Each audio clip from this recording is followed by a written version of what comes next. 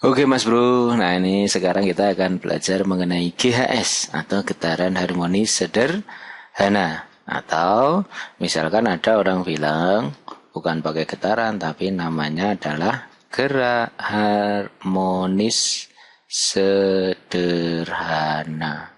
Atau bahasa lainnya namanya getaran. Bener ya? Nah Mas kalau gerak harmonis sederhana gimana? Gini aja, kita andaikan salah satu bisa bandul bisa pegas.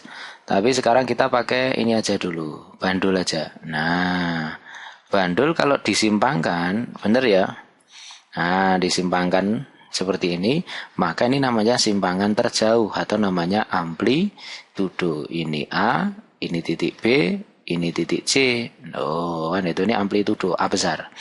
Berarti kalau dia melakukan getaran dari A ke B ke C ke B ke A. Nah, itu namanya satu periode. Oh, berarti yang namanya satu periode itu adalah dari A menuju B, menuju C, menuju B, menuju A lagi. Oh, kan gitu. Sehingga yang namanya periode itu adalah waktu untuk melakukan satu getaran.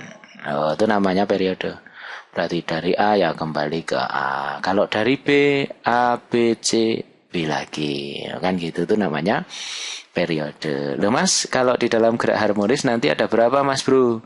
Nah, kalau di dalam gerak harmonis, intinya lo nanti ada 3 deh. 1, kamu mengenai yang namanya persamaannya. Oh, kan itu. Persamaan. Loh, kalau persamaan gimana? Nah, kalau persamaan tuh gini.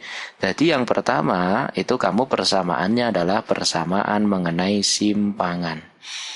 Nah, kalau simpangan lambangnya Y. Jadi yang namanya Y, A dikalikan dengan sin theta.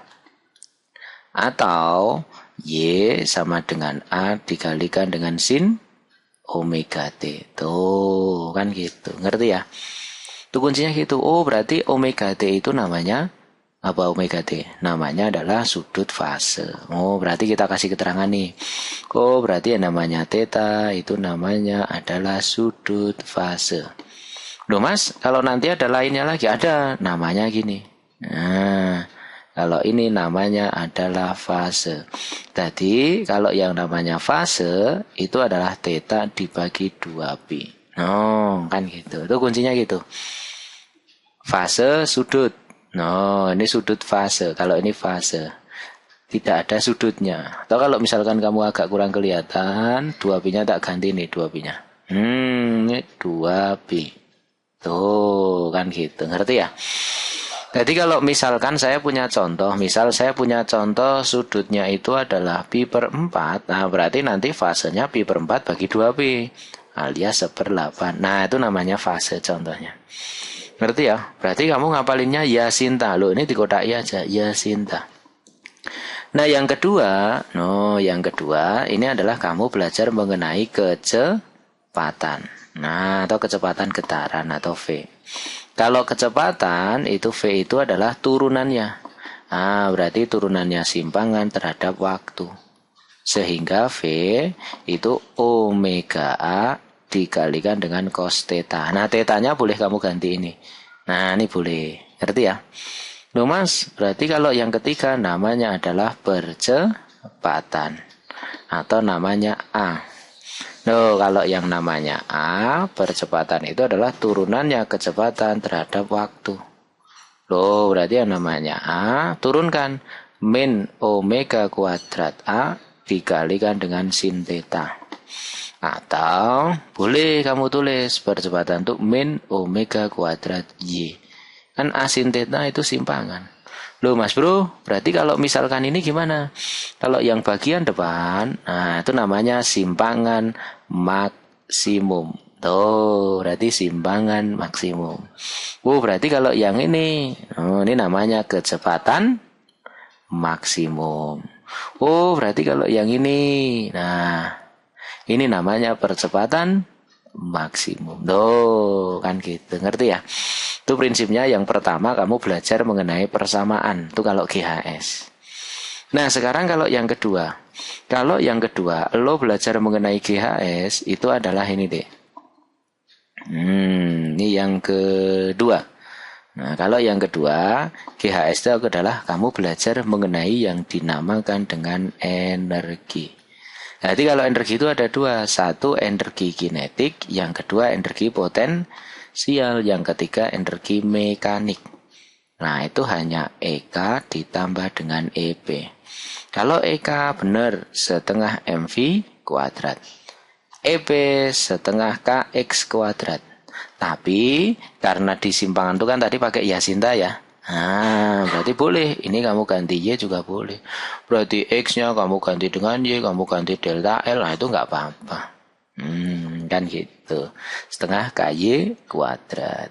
Loh mas, kalau energi mekanik, ya berarti EP tambah EK alias setengah KA kuadrat. Tapi karena gini nih, EK tambah EP itu kan EM ya. Berarti EM kurangi EP namanya EK. Berarti boleh ini setengah KA kuadrat dikurangi dengan setengah KY kuadrat. Jadi energi kinetik itu boleh kamu ganti setengah K A kuadrat min Y kuadrat. Oh, kan gitu.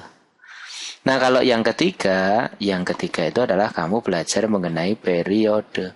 Jadi itulah di dalam gerak harmonis sederhana ada 3. 1 simpangan, 2 energi, 3 periode.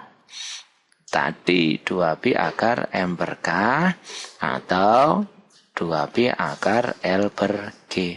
Kalau ini untuk periode pada pegas, tapi kalau ini untuk periode pada bandul.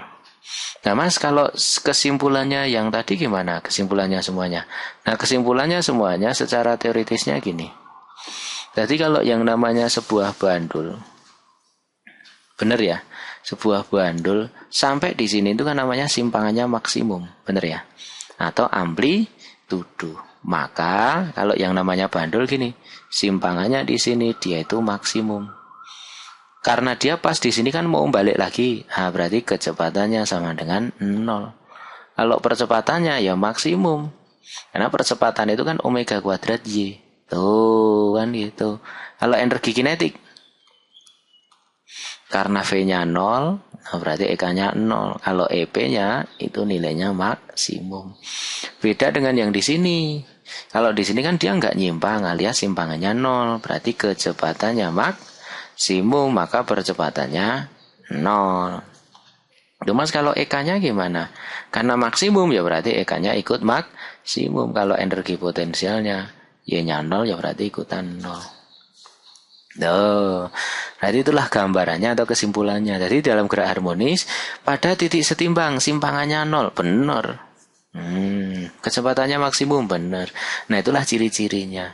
Berarti kalau kamu belajar mengenai gerak harmonis sederhana, kuncinya ada 3.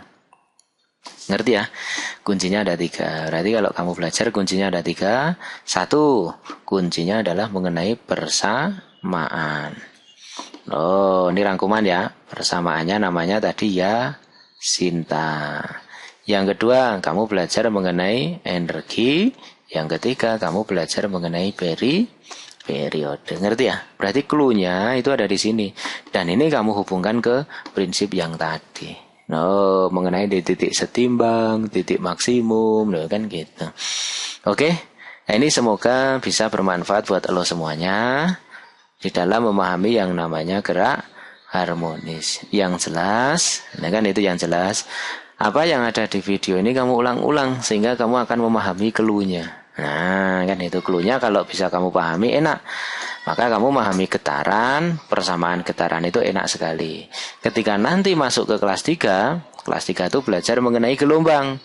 Ketika dasar mengenai getarannya bisa, maka masuk ke gelombang itu juga enak. Karena getaran dengan gelombang itu prinsipnya sama. Oke, nah ini semoga bermanfaat buat lo semuanya memahami gerak harmonis sederhana.